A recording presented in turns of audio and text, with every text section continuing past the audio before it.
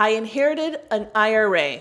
Now what? First, I want to offer my condolences because if you inherited an IRA, it was definitely under an unfortunate circumstance of someone passing away.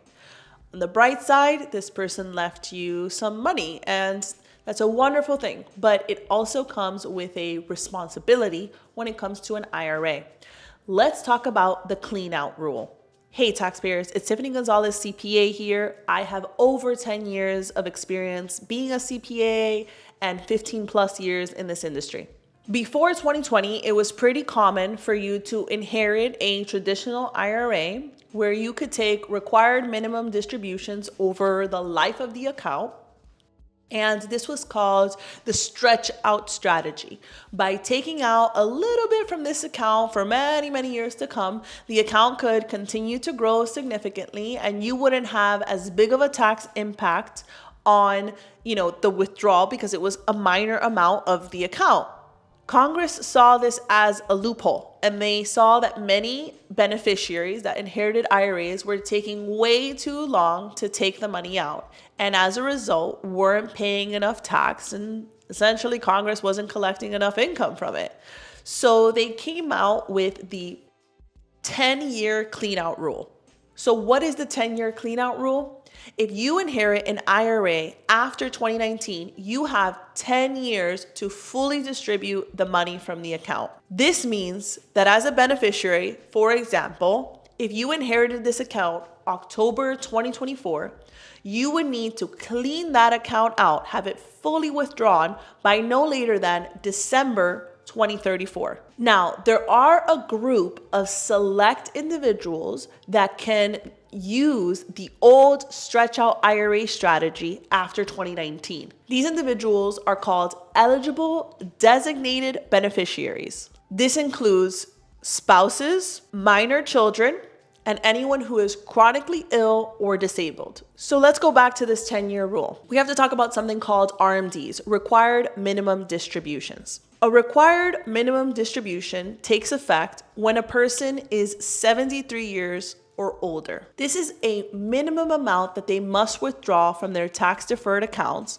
like a traditional IRA or a traditional 401k, so that they pay a minimum amount of tax. This RMD rule, established many moons ago, was because, again, Congress did not want retirees to hold too much money in tax-deferred account. They wanted to force them to start taking out that money and paying tax now. The reason why I need to explain to you what RMDs are is because if you inherited an IRA, traditional IRA, for example, from someone who was already subject to RMDs, you are also subject to RMDs.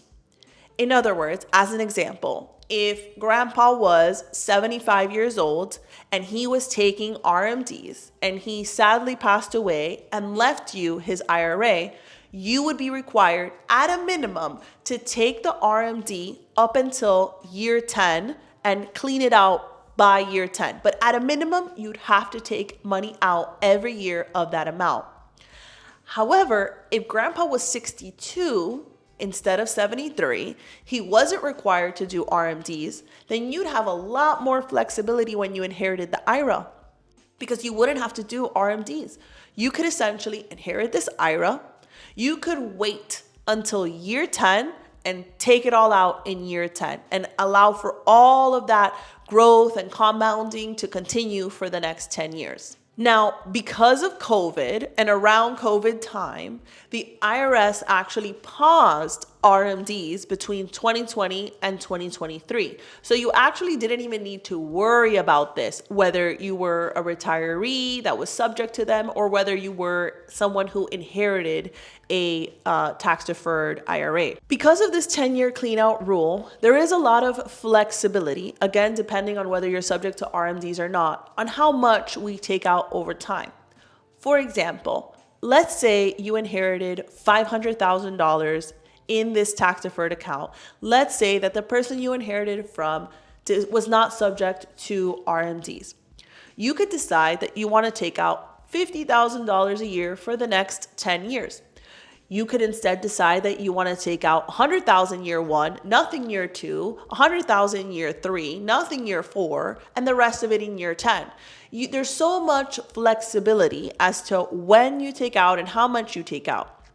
And as an accountant, as a CPA, what we're looking for is the years in which you may potentially earn the lowest amount of income to take the most amount from that account. Essentially, we're trying to find a way for you to pay the least amount of tax possible from the withdrawal of this tax-deferred inherited IRA, all within the 10-year mark.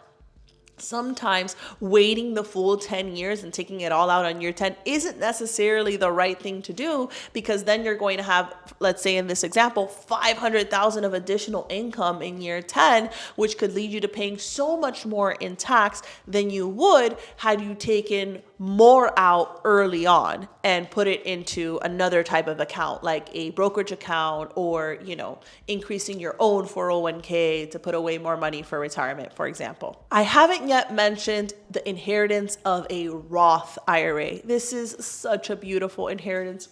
Chef's kiss on a Roth IRA. And it's why I encourage so many of my taxpayers to possibly consider conversions in low income years, because a Roth IRA comes with zero taxation.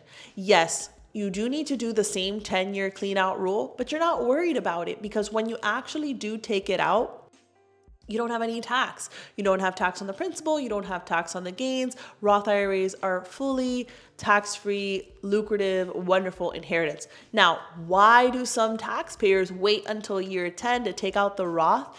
And that's because even if you don't have any tax, you want all that growth. You want all that tax-free savings and earnings. And while it's in there, that's what it's doing, right? If you take out the inherited Roth IRA on year 1 and put it into your own brokerage account, for example, you're going to start paying tax on that dividend and growth right away on year 1. But if you leave it in this account all the way up until year 10, you've got so much more earnings over those next 10 years that aren't being taxed. And then in year 10, you can take it out and put it into your brokerage. And so there's so much planning and flexibility when it comes to inherited IRAs, something to consider, especially if the balance of these inherited IRAs are significant. They're strong. A financial advisor can help you guide through this, or a tax CPA, of course. And I hope you enjoyed this video and know what to do with your own inherited IRA. While you're at it, don't forget to hit the like button, subscribe to our YouTube channel, follow us on LinkedIn, Instagram, and Facebook at Accounting to Scale. Until the next video, your favorite CPA, Tiffany Gonzalez.